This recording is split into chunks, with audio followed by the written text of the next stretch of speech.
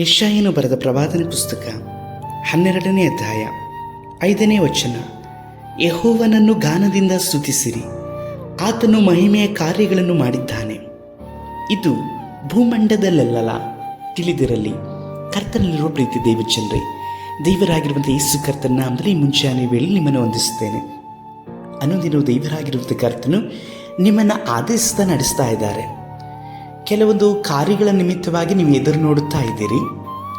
ಆ ಕಾರ್ಯಗಳು ಎಷ್ಟೋ ವಿಷಯಗಳ ತಡವಾಗಿದೆ, ಆದರೆ ಕರ್ತನ ನಿಮ್ಮನ್ನು ಉದ್ದೇಶಿಸಿ ಇಂದು ಮಾತನಾಡ್ತಾ ಇದ್ದಾರೆ.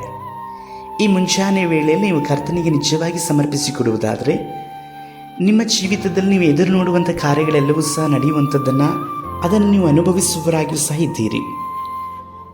ದೇವರಾದ ಕರ್ತನ ವಾಕ್ಯವನ್ನು ಗಮನಿಸಿರಿ. ಕರ್ತನನ್ನು ನೀವು ಗಾನದಿಂದ ಸ್ತುತಿಸಿರಿ ಎಂಬುದಾಗಿ ಹೇಳಲ್ಪಡುತ್ತದೆ. ಯಾಕೆಂಬುದಾಗಿ ನೋಡುವುದಾದರೆ ಆತನು ಮಹಿಮೆ ಕಾರ್ಯಗಳನ್ನು ನಿಮ್ಮ ಜೀವಿತದಲ್ಲಿ ಮಾಡುವವರಾಗಿ ಇದ್ದಾರೆ. ಅದ್ಭುತವಾದಂಥ ಕಾರ್ಯಗಳನ್ನು ಕರ್ತನ ಮಾಡುವವರಾಗಿದ್ದಾರೆ. ಲೋಕದಲ್ಲಿ ಪ್ರಸಿದ್ಧಿಯಾದಂಥ ಕಾರ್ಯಗಳೆಲ್ಲದಕ್ಕೂ ಸಹ ಶಬ್ದವಾದಂತಹ ಮಹಿಮೆಯ ಅರ್ಥಗಳುಂಟು. ನಿಮ್ಮ ಜೀವಿತದಲ್ಲಿ ಕರ್ತನು ಮಾಡುವಂತಹ ಅತಿಶಯವಾದಂಥ ಕಾರ್ಯಗಳಿಗೆ ನಿಮ್ಮ ಹೃದಯದಿಂದಲೂ ಬಾಯಿಗಳಿಂದಲೂ ಕರ್ತನನ್ನು ಸ್ತುತಿಸುವಂಥ ಶಬ್ದಗಳೇ ಆತನಿಗೆ ಮಹಿಮೆಯಾದಂಥದ್ದಾಗಿ ಇದೆ. ನಿಶ್ಚಯವಾಗಿ ಕರ್ತನಾಗಿರುವಂಥ ದೇವರು ನಿಮ್ಮ ಪರಿಸ್ಥಿತಿಗಳನ್ನು ಮಾರ್ಪಡಿಸುವವರಾಗಿದ್ದಾರೆ.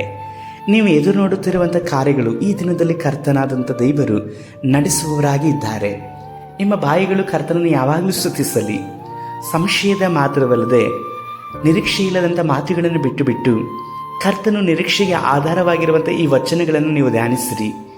ಇವುಗಳನ್ನು ಬಾಯಪಟ್ಟವಾಗಿ ನೀವು ಯಾವಾಗಲೂ ಹರಕೆ ಮಾಡುವಾಗಲೂ ಸಹ ಆ ಕಾರ್ಯಗಳನ್ನು ನೀವು ಅನುಭವಿಸುವವರಾಗಿದ್ದೀರಿ. ಮಾತ್ರವಲ್ಲದೆ ಕರ್ತನು ನಿಮ್ಮ ಜೀವಿತದಲ್ಲಿ ನೀವು ಎದುರು ನೋಡುವಂಥ ಕಾರ್ಯಗಳೆಲ್ಲ ಜೀವನ ಕೊಡುವವರಾಗಿದ್ದಾರೆ. ಪ್ರಾರ್ಥಿಸೋಣ. ಸರ್ವಶಕ್ತನಾದಂಥ ದೇವರೇ, ನೀವು ಮಹತ್ ಕಾರ್ಯಗಳನ್ನು ಮಹಿಮೆ ಕಾರ್ಯಗಳನ್ನು ಮಾಡುವಂಥ ದೇವರಾಗಿರೋದಕ್ಕಾಗಿ ಸ್ತೋತ್ರ. ಈ ಸಹೋದರರ ಜೀವಿತದಲ್ಲಿ ಅವರು ಎದುರು ನೋಡುತ್ತಿರುವಂಥ ಕಾರ್ಯಗಳನ್ನು ಈ ದಿವಸದಲ್ಲಿ ನೀವು ಮಾಡೋದಕ್ಕಾಗಿ ಸ್ತೋತ್ರ. ಯೇಸು ಕರ್ತನ ನಾಮದಲ್ಲಿ ತಂದೆಯೇ, ಆಮೇನ್.